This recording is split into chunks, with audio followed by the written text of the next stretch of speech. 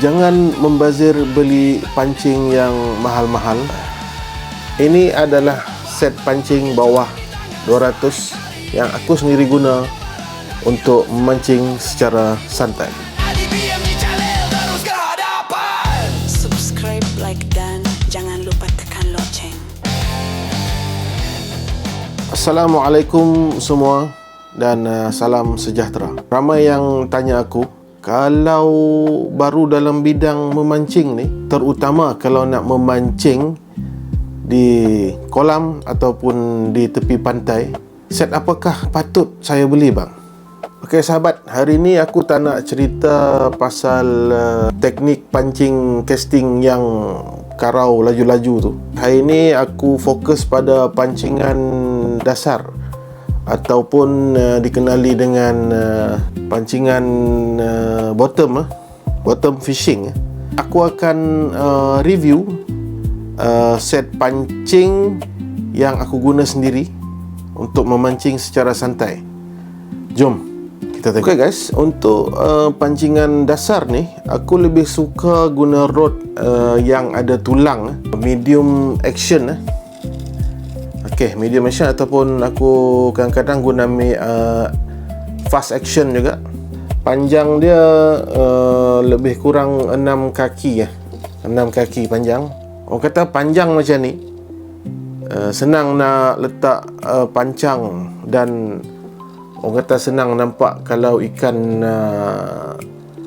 ketuk joran kita tu lah, kita akan nampak. Rod ni jenama Discovery, dan ini adalah pancing pertama aku sebenarnya. Masa aku mula-mula mancing dulu sampai sekarang, so masih ada lagi lah, dan masih bertahan lagi. Seterusnya iaitu mesin ataupun reel. Untuk pancing secara santai ni aku syorkan saiz bermula 1000 ke atas, 1000 hingga lebih kurang 3000, 4000. okey. Macam aku pegang ni, okey, macam yang aku pegang sekarang ni, ini adalah saiz 1000 yang pancing permulaan. Mula-mula aku beli dulu daripada Aji King, Mamba Mini 1000. Ratio dia 5.2.1 dan mempunyai 7 ball bearing walaupun kecil tapi memang padu guys. Okey, kenapa aku sebutkan 1000 hingga ke atas lah? Sebab apa? Kena perlu besar sedikit pancing kalau pantai ataupun kolam. Sebab kita nak simpan tali di dalam spool kita ni, tali untuk yang lebih panjang, dan perlukan drag atau kekuatan tarikan yang orang kata lebih kuat lah. Contohnya tiba-tiba ikan yang besar, contoh ikan pari ataupun ikan semilang makan umpan, tak perlulah korang nak pusing ataupun karau laju-laju lah. Janji mesin yang kita ada tu dia tahan lasak. Okey, tengok yang ni. Untuk pancingan dasar, kebiasaan kita gunakan tali yang lebih tebal dan kuat. Untuk sesetengah pemancing yang bottom fishing, dia akan gunakan tali mono ataupun tali tangsi Macam aku pula, aku lebih suka pakai tali braided ataupun lebih dikenali dengan tali benang. Bagi aku tali benang ni memang kuat lah, sebab dia mempunyai diameter yang kecil. Okey, dia kecil diameter dia, tapi kekuatan dia tinggi sebenarnya. Okey guys, so kepada ikut cita rasa selera masing-masing lah sebenarnya. Okey, kalau suka tali tangsi, tapi macam aku lebih suka benang lah. Secara tak langsung kita boleh memasukkan tali kita ni ke dalam spool supaya lebih banyak tali dalam spool lah, dalam reel kita ni, berbanding dengan tangsi. Sebab sebelum ni aku pernah guna tangsi, tapi tangsi di dalam spool tu dia tak sebanyak tali benang, sebab dia diameter dia ada tebal sedikit. Tali benang ni dia tak bersifat regangan, maknanya zero stretch lah.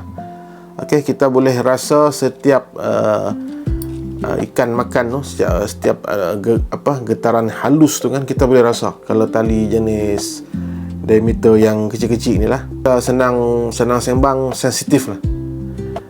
Okey, apa yang aku suka juga sebenarnya tali benang ni dibandingkan dengan tali tangsi, percayalah lontaran korang akan lebih jauh berbanding dengan tali tangsi ya. So aku dah cuba banyak kali, memang lontaran akan lebih jauh lah, sebab dia nipis sebenarnya. Pada masa yang sama, kalau korang dah biasa menggunakan tali benang, so kena berhati-hatilah, sebab tali benang ni dia kuat. Okey, dia berbeza dengan tangsi. Tangsi dia ada regangan dia tu, spring dia tu. Yang tali benang tiada regangan.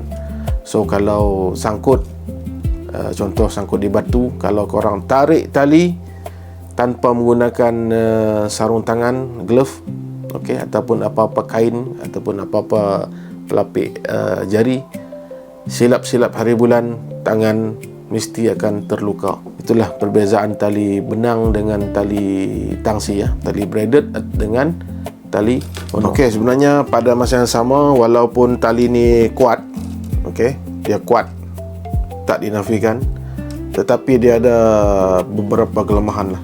Salah satu kelemahan yang paling sangat ketara sekali adalah sangat sensitif lah.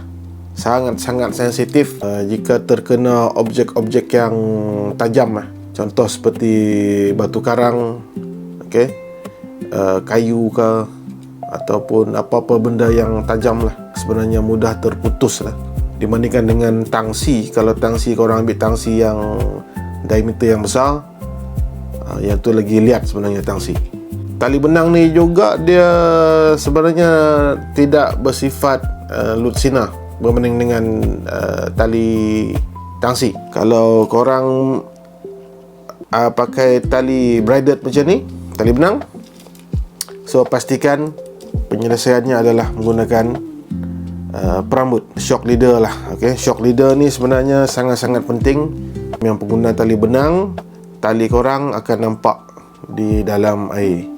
So ikan-ikan yang sensitif, contohlah ikan-ikan yang kalau air kawasan tu jernih, tali korang ni tak akan lusina, dia akan nampak.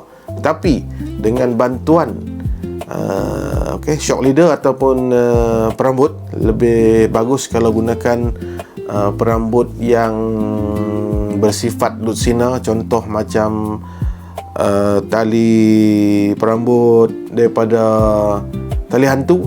Okey, dia dalam air dia akan hilang. So selesai masalah untuk lutsina tali dalam air untuk tali benang. Satu lagi, kalau tali benang ni, kalau dia backlash ataupun bersimpul, ataupun lebih dikenali dengan nama bihun, korang akan duduk bersidang lah di situ, bersila elok-elok, buka lah ikatan tu. Tapi aku percaya kalau simpulan teruk lebih daripada 70%, jawapannya ambil gunting, ambil potong kuku, ambil rokok, cucuh, selesai masalah. Tapi dia mahal lah sedikit daripada tali tangsi. Dia tetap ada kelemahan dan kekurangan. Dia mahal sikit, tapi bagi aku lebih suka tali braided lah daripada sebenarnya pemilihan batu ladung juga memang sangat-sangat penting lah untuk memancing ni. Okey, terutama kalau korang mancing ikut keadaan air lah. Sama ada kalau arus tengah tenang, so korang gunalah batu ladung ataupun pemberat yang lebih ringan. Tujuannya adalah supaya getaran ikan kalau dia makan, kita cukup senang nak tahu ataupun nak rasa di hujung pancing kita tu. Berbeza dengan kalau korang guna batu ladung yang besar, dan kadang-kadang ikan makan pun kita takkan perasan. So pemilihan batu ladung sangat-sangat penting untuk memancing. Tengok keadaan arus. Okey, kalau arus tu tenang, So korang boleh gunalah batu yang bersaiz kecil. Sebaliknya pula, kalau arus tu laju, so perlu gunakan batu ladung yang lebih besar ataupun lebih berat lah. Tujuannya supaya umpan yang korang gunakan tu dia tak naik ke atas, dia tak naik ke permukaan di hujung. Okey, ada setengah orang takkan perasan, letak pancing di sini, batu di situ, tiba-tiba kita tengok tali dia akan naik, rupanya batu kita tu naik ke atas. Itu kalau arus laju. So masa inilah kita akan gunakan batu yang lebih berat supaya sampai ke dasar, nama pun pancing dasar ataupun fishing bottom.